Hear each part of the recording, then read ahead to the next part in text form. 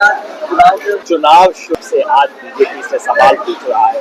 ये वही रेवाड़ी है जहां एक्स सर्विसमैन की रैली करके नरेंद्र मोदी जी ने अपना प्रधानमंत्री बनने का अभियान शुरू किया और यही रेवाड़ी है जो अब बीजेपी को अपने कुकर्मों के लिए, अपने भ्रष्ट शासन के लिए, निकम्मे शासन के लिए सत्ता से उतारेगा। लोकतंत्र है, सबका अधिकार है चुनाव लड़ना, सबका अधिकार है सपने देखना। बाकी मेरे को ऐसा लगता है जब सपने देखें तो हल्के क्यों देखें, सबका अधिकार है, किसी पे मैं टिप्पणी नहीं। हरियाणा में मैं तो वही बात कहता हूँ जो सड़क पे बच्चा बच्चा कहता है, कोई नई कोई सेफोलॉजी जादू विद्या को नहीं कह रहा मैं, कि हरियाणा में सत्ता पलट हो चुका है। अब उसकी औपचारिकता बाकी है। तो तीन ही संभावनाएं हैं, या तो कांग्रेस की हवा चल रही है, या कांग्रेस की आंधी चल रही है, या कांग्रेस की सुनामी चल रही है। अब इन तीनों में से क्या चल रहा है मुझे नहीं पता, आपको पता होगा।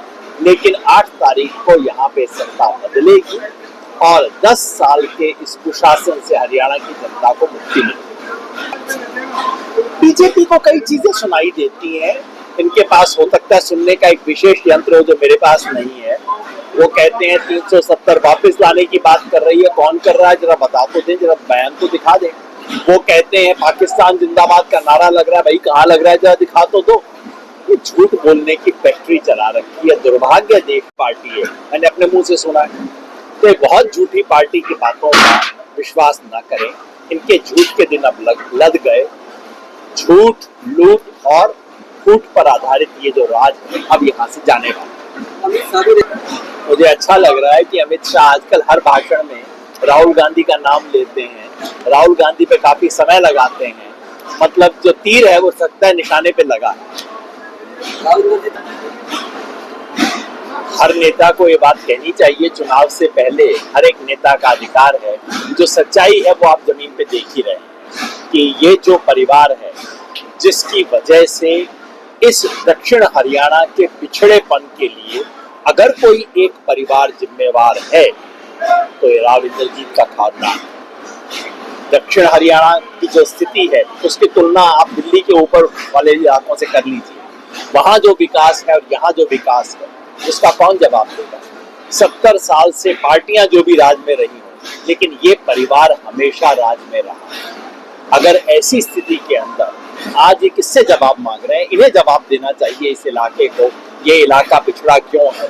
और मैं तो समझता हूँ दक्षिण हरियाणा के लिए ये सिर्फ सांप्रदायिकता से लड़ने का मौका नहीं है, ये सामंतवाद को खत्म करने का भी अवसर दक्षिण हरियाणा में आ गया है, राजशाही को समाप्त करने का भी मौका यहाँ आ गया। दक्षिणी हरियाणा महरूम रहता नहीं है, उसको बाहर रखा जाता है उन लोगों के द्वारा जो कि यहाँ से वोट लेके जाते हैं, यहाँ का नेतृत्व करते हैं। और इस दक्षिण हरियाणा में सिर्फ ये गुड़गांव, महेंद्रगढ़, रेवाड़ी शामिल नहीं है, इसमें मेवात भी शामिल है, उसकी भी यही स्थिति है, यहाँ हमारे से भी ज्यादा स्थिति है। ये जो लोग पिछले 70 साल से यहाँ कुर्सियों पे बैठे हुए, पार्टियां बदली हैं लेकिन इनकी कुर्सी नहीं हिली है, उन्हें जवाब देना चाहिए, उनकी जिम्मेवारी है। और जनता को अब ये बात समझ आनी शुरू हो गई। सीटों की भविष्यवाणी करना मेरा काम नहीं है भाई साहब, मैंने बता दिया, या तो कांग्रेस की हवा है, या आंधी है, या सुनामी है।